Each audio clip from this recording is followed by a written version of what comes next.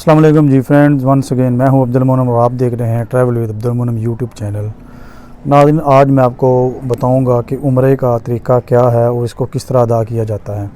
काफ़ी हमारे बहन भाई दोस्त बुज़ुर्ग जाते हैं, लेकिन वहां पे जाके काफ़ी परेशानी का सामना करना पड़ता है, उनको काफ़ी मुश्किलात का सामना करना पड़ता है। बाज़ तो किताबों से नहीं भी पता चलता कि किस तरह उम्रा करना है। तो मैंने आपको पिछली वीडियोज़ में बताया हुआ था कि मैं इंशाल्लाह नेक्स्ट वीडियो में आपको उम्रे का मुकम्मल तरीका बताऊँगा।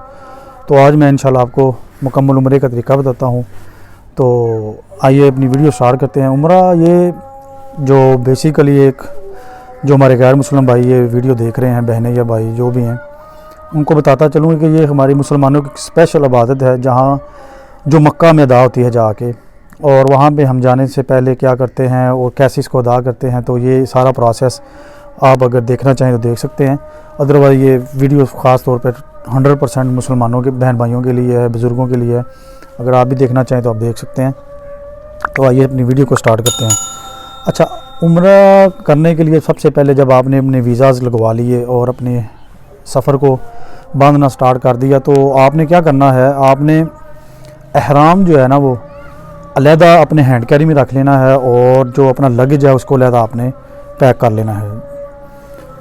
तो घर से निकलने से पहले आपने गुस्ल करना है। गुस्ल करके आपने एयरपोर्ट की तरफ चले जाना है और वहाँ पे आपका लगेज जमा हो जाएगा और हैंड कैरी के अंदर आपका एहराम रह जाएगा। आपने उस एहराम को अगर चाहें तो आप एयरपोर्ट से भी बांध सकते हैं, और अगर आप चाहें तो आप मिकात पे पहुँच के, जब जहाज़ जा रहा होता है तो वो ऐलान करते हैं कि मिकात के करीब हम पहुँचने वाले हैं, वहाँ पे आप जहाज़ के अंदर भी एहराम को पहन सकते हैं। एहराम क्या होता है? एहराम मर्दों के लिए 2 सफ़ेद चादरें होती हैं अनसीली, और औरतों का जो लिबास होता है वही उनका एहराम होता है, और उनका जो चेहरा है उसमें वो नंगा रहता है। वो नकाब नहीं कर सकती और दस्ताने नहीं पहन सकती। ये सही बुखारी की रवायत है कि हालत एहराम में औरत ना अपने हाथ में दस्ताने पहने और ना अपना चेहरा छुपाए।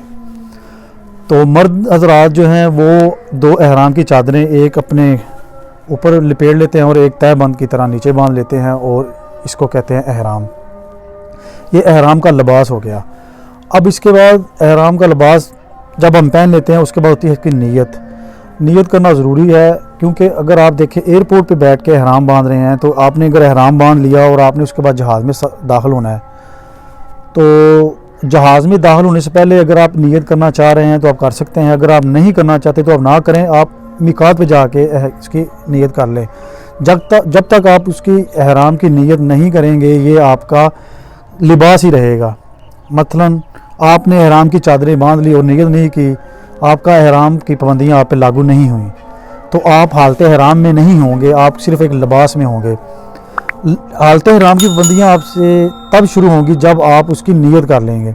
उसकी नीयत ये होती है कि आपने एहराम बांध लिया और आपने कह दिया लब्बैक अल्लाहुम्मा उम्रा, तो ये आपकी नीयत है। जब आपने ये कह दिया फिर आपकी नीयत हो गई और आपके अंदर जो है एहराम की पाबंदियाँ शुरू हो गई। एहराम की पाबंदियों में काफ़ी चीज़ें हैं कि आप खुशबू नहीं लगा सकते एहराम के ऊपर, आप शिकार नहीं खेल सकते, मतलब किसी जानवर को नहीं मार सकते। हाँ, चील कौवा जो मूजी जानवर हैं वो आप पहले दौर में होता था कि वो ऊँटों पे या घोड़ों पे या पैदल हाजी करते थे, रास्ते में शिकार भी होता था, मूजी जानवर भी आते थे, तो उनकी वो कुछ पाबंदियाँ जो आजकल नहीं हैं।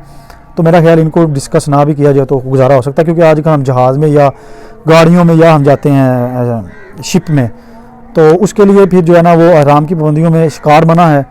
और उसके बाद आपकी बीवी के साथ आपके ताल्लुकात या बोसो कनार ये भी मना है, क्योंकि कुछ हलाल चीज़ें आपके ऊपर हालत एहराम में हराम हो जाती हैं वक्ती तौर पे, जितनी देर आप हालत एहराम में रहते हैं। तो उसके बाद आप किसी बाल को नहीं उखेड़ सकते, और इस तरह ये कुछ पाबंदियां हैं जो आपने एहराम के अंदर अपने ऊपर लागू करवा ली। अच्छा, अब आपने एहराम बांध लिया और आपने फ़र्ज़ करें एयरपोर्ट पे ही अपनी नीयत कर ली, तो आपसे एयरपोर्ट पे ही आपकी जो है ना वो आपके मुल्क में ही आपकी पाबंदियाँ स्टार्ट हो जाएंगी। तो जितनी देर आप सफ़र में रहेंगे वो आपके ऊपर एहराम की पाबंदियाँ जारी रहेंगी।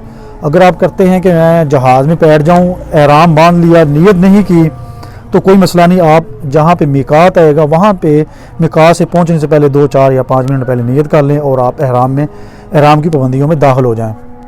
एक और सवाल है, एहराम बांध लेने के बाद मकसद ये नहीं है कि आपका एहराम खुदा ना खासा किसी वजह से ख़राब हो गया, वॉशरूम गए या कोई ख़राब हो गया, तो आप उसको उतार नहीं सकते, कोई मसला नहीं, एहराम को उतार के नई चादरें बांध लें, कोई इशू नहीं है। अगर आपके कपड़े ख़राब, मतलब औरतों के कुछ ख़राब हो गए हैं, जो कोई मसला बन गया है, तो आप उसको चेंज कर सकते हैं। मकसद ये है कि जो हालत हराम का ये मकसद है कि जो आपके ऊपर पाबंदियाँ लागू होंगी उनको आपने बरकरार रखना है। तो ये लिबास बदल लेना हालत हराम में कोई मसला नहीं, मतलब चादरें 2 मैंने पहनी हुई हैं या मुझे कोई मजबूरी बन गई, उसको कुछ ख़राब हो गया, कुछ छींट बढ़ गई या मतलब कुछ लग गया, तो मैं चादरें बदल लूँ, कोई मसला नहीं है, लेकिन मैं रहूँगा हालत हराम में ही, अपने हालत हराम की पाबंदियों में ही रहूँगा। अच्छा, अब ये हो गया कि अब आपने सफ़र में चले गए, आप जहाज़ में जा रहे हैं, आपने नियत भी कर ली, तो आप जो है ना वो वहाँ पे तलबिया कहें, लब्बैक अल्लाहुम्मा लब्बैक, लब्बैक ला शरीका लक लब्बैक, इन्नल हम्दा वन नेमत लक वल मुल्क ला शरीका लक। इस तलबिया को आप ज़्यादा से ज़्यादा इख्तियार करें, ज़्यादा से ज़्यादा पढ़ें, क्योंकि इसकी बड़ी फजीलत है। यही पढ़ना चाहिए हालत हराम में, यही आपकी जो है ना वो ज़िक्र है, यही अज़कार है, और सब कुछ आपने इसी को जो है ना वो बनाना है। इसके दौरान आप दुआएँ करें।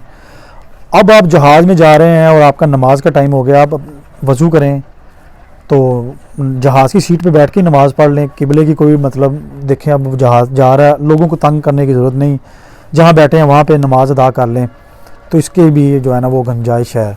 सऊदी एयरलाइन में अगर आप जा रहे हैं तो पीछे नमाज की जगह अलहदा बनाई होती है उन्होंने। अगर आप PIA या किसी और एयरलाइन में जा रहे हैं, उनमें ये सहूलत नहीं होती। सऊदी एयरलाइन में आपको सहूलत मिल जाती है, नमाज की जगह उन्होंने बनाई होती है, तो वहाँ पे आप इजीली डायरेक्शन भी होती है किबले की, वहाँ पे आप नमाज भी अदा कर सकते हैं।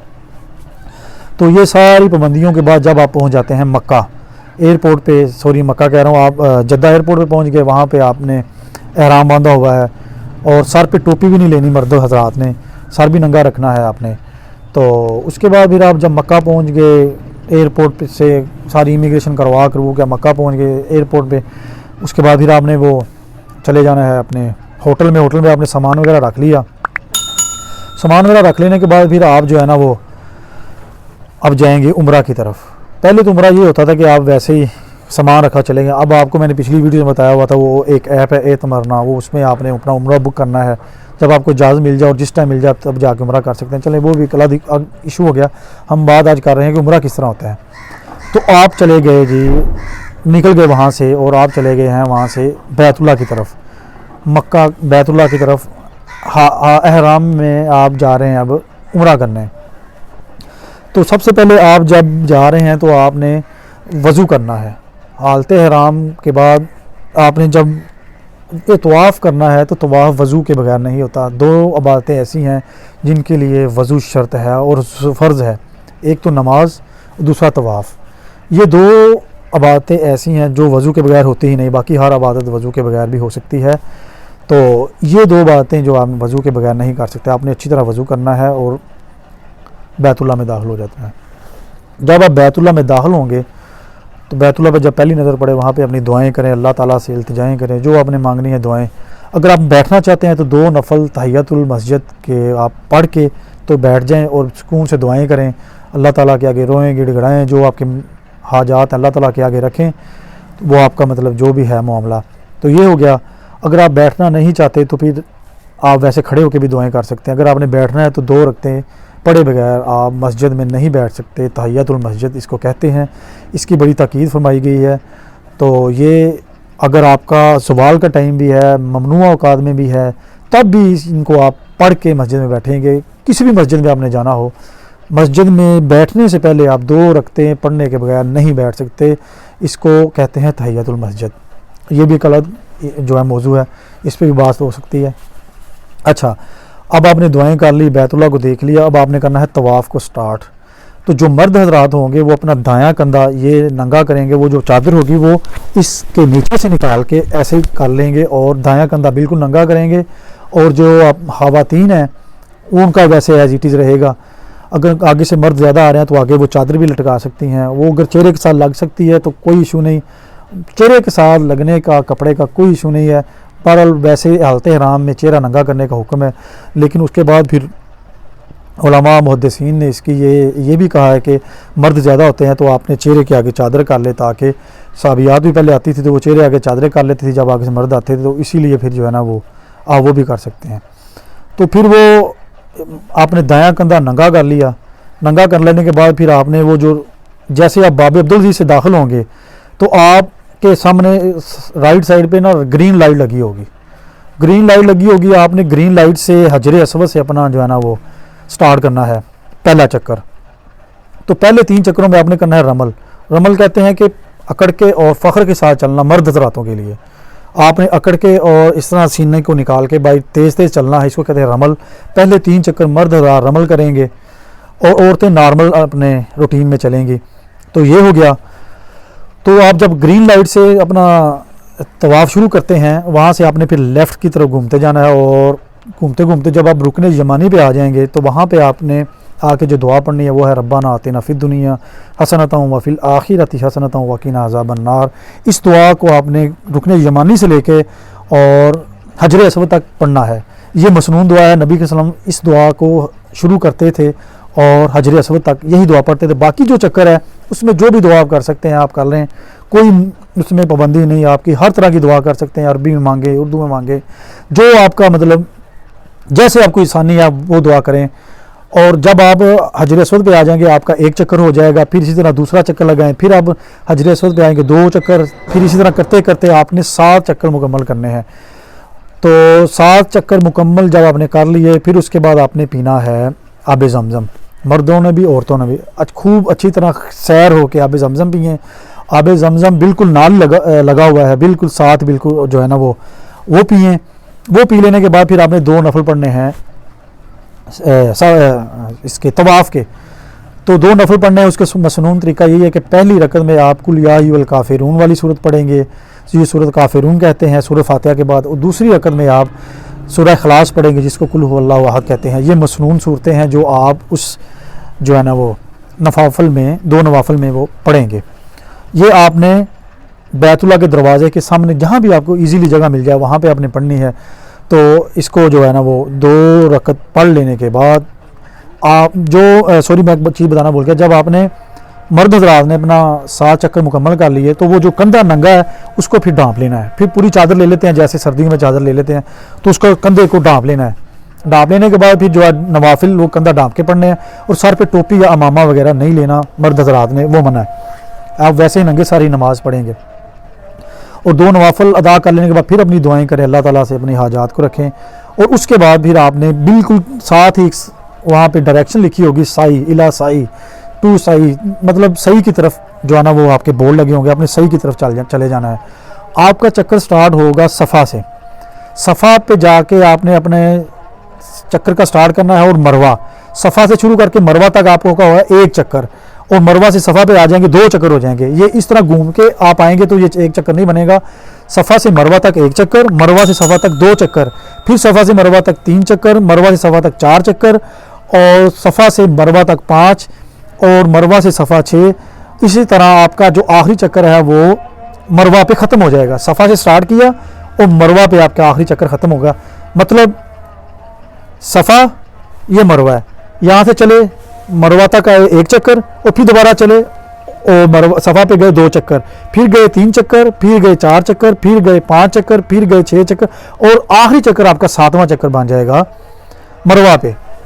तो ये जो हो गया, ये आपको समझ आ गई होगी इंशाल्लाह कि एक सफ़ा से शुरू होकर मरवा तक 1 चक्कर बनेगा और मरवा से सफ़ा तक 2 चक्कर बनेंगे।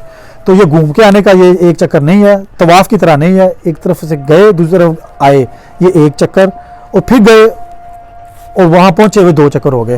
और इनके दरमियान आपको ऊपर लाइट्स लगी होंगी सफ़ा से मरवा की तरफ जाते हुए, और मरवा वो जो लाइट्स आएंगी उनमें आप जो मर्द रात उन्होंने थोड़ा सा दौड़ना है, थोड़ा सा भागना है। औरतों ने बिल्कुल नॉर्मल अंदाज में मतलब रूटीन में जाना है। आपका इस सफ़ा मरवा की साई में आपका कंधा जो है ना वो ढका हुआ हो, वो अब नंगा करने की ज़रूरत नहीं है। ग्रीन लाइट्स जहाँ पे आएंगे आपने थोड़ा सा तेज़ भागना है। थोड़ा सा अगर आपसे नहीं भागा जा रहा कोई मसला नहीं, आप थोड़े से कदम तेज़ कर लें।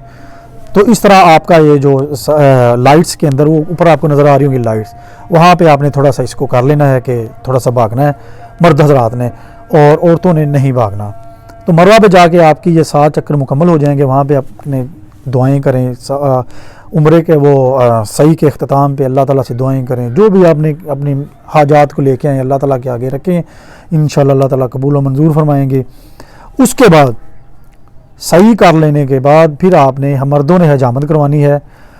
अगर आप पूरे बाल सर के बालों को कटवाते हैं तो उसको कहते हैं उसरा भरवाते हैं, ये मशीन हलक कहते हैं, टिंड करवाना जिसको कहते हैं। आप उसको टिंड करवा लें तो उसको हलक कहते हैं, इसकी भी फजीलत है बहुत ज़्यादा। और अगर आप नहीं करवाना चाहते, आप पूरे सर के बालों को छोटा छोटा कटवा लें, लेकिन ये नहीं कि यहाँ से कटवा लिया यहाँ से कटवा लिया, ऐसे नहीं, पूरे सर के बालों को कंघे कैंची से आपको थोड़ा थोड़ा कटवाना पड़ेगा। तो इसको कहते हैं कसर।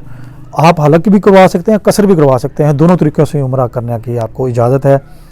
तो जो औरतें होंगी वो थोड़ी सी अपनी जो थोड़े से बाल पकड़ के इधर से वो काट लेंगी पीछे से उनका वो। ये एक बाल कटवाना उम्रे का एक हिस्सा है, ये रुकन है, इसके बगैर उम्रा मुकम्मल नहीं होता। अगर आप बाल नहीं कटवाएंगे आपका उम्रा मुकम्मल नहीं होगा, आपको दम पड़ जाएंगे। ये जो मैंने आपको बताया है, जितने भी इसके अंदर वो हैं चीज़ें करने वाली, इनमें अगर एक भी चीज़ आपने भूल गए या छोड़ दिया तो आपको दम पड़ जाएगा। दम क्या होता है कि एक बकरी सदका करनी पड़ेगी, उसका मतलब आपको वो जुर्माना है अल्लाह ताला की तरफ से। लिहाजा इसीलिए आप जब भी उम्रे पे जाएं इसको ध्यान से समझ के पढ़ के इसकी तालीम लेके जाएं, क्योंकि हम दुनिया जान के काफ़ी काम करते हैं, तालीम लेते हैं, लेकिन हम इन मामलात में चले तो जाते हैं लेकिन तालीम नहीं लेते। इसीलिए हमें थोड़ी सी तालीम की ज़रूरत है। बड़े बड़े लोग वहाँ पे कंफ्यूज हो जाते हैं, लेकिन इसीलिए मैं आपको ये आज बड़ी इन्फॉर्मेटिव वीडियो, क्योंकि ये सफ़र से भी मुतल्लक़ है, ट्रैवलिंग भी है, इसमें जहाज़ का सफ़र भी है, सब कुछ है, तो मैंने कहा ये आपके लिए बहुत ज़रूरी है इसको बताया जाए। तो बाल कटवा लेने के बाद फिर अब आप पे हराम की पाबंदियाँ ख़त्म हो गई। अब आपका उम्रा मुकम्मल हो गया। जो आपके ऊपर हलाल चीज़ें हराम हुई थी वक्ती तौर पे वो हलाल हो गई। और अब आप अपने होटल में जाएं, गुस्ल करें, नहाएं और अपने कपड़ों को चेंज कर लें, उन एहराम को उतार दें और आप एहराम की पाबंदियों से अब आज़ाद हो गए हैं। तो ये एक बहुत ही आसान प्रोसेस है, ज़्यादा मुश्किल नहीं।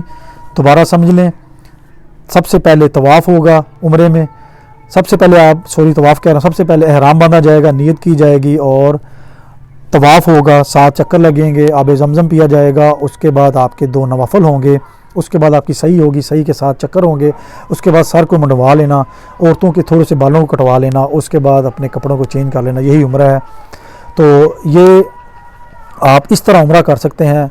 दौरान तवाफ़ जैसे मर्ज़ी बैतुल्लाह को देखें, कोई इशू नहीं। काफ़ी लोग कहते हैं कि बैतुल्लाह को नहीं देखना चाहिए, लेकिन उसकी कोई सही दलील हमें कुरान और सुन्नत से नहीं मिलती। अगर आपका कोई क्वेश्चन है, आपका कोई अबहाम है, कोई मेरी बात में आपको कोई इश्काल है, कमेंट्स में पूछें, व्हाट्सएप पे मुझसे पूछें, मैं इंशाल्लाह आपको उसके लिए भी रहनुमाई करूँगा, उसके दलाइल पेश करूँगा। तो मैं उम्मीद करता हूँ इंशाल्लाह ये वीडियो आपको उम्रा करने के लिए काफ़ी हेल्प देगी। तो ये आज की वीडियो थी। तो इंशाल्लाह दोबारा फिर नई वीडियो में नए टॉपिक के साथ दोबारा आपसे मुलाकात होगी। तब तक के लिए इजाज़त दीजिए। इंशाल्लाह फिर आपसे दोबारा मुलाकात होगी नए टॉपिक के साथ। अपनी दुआओं में बहुत ज़्यादा ख्याल रखिएगा। इस वीडियो को सदका जारिया समझ के आगे फैलाएं, शेयर करें, लोगों को तालीम दें। तो ये वीडियो बनाने का मकसद ये है कि कुछ हमारे काम सदका जारिया में शामिल हो जाएं, जो हमारे मरने के बाद भी हमारे लिए नेकियों का सबब बने। तो इस तरह के काम भी हमें करने चाहिए। सदका जारिया के तौर पे इसको शेयर करें, लाइक करें। तो इंशाल्लाह फिर दोबारा मुलाकात होती है नई वीडियो में नए टॉपिक के साथ। चैनल को सब्सक्राइब करें, बेल आइकॉन को प्रेस करें ताकि मेरी नई आने वाली वीडियोज़ को जो आपको बर वक्त नोटिफिकेशन मिल सके। अस्सलामु अलैकुम वरहमतुल्लाहि वबरकातुहू। अल्लाह हाफ़िज़।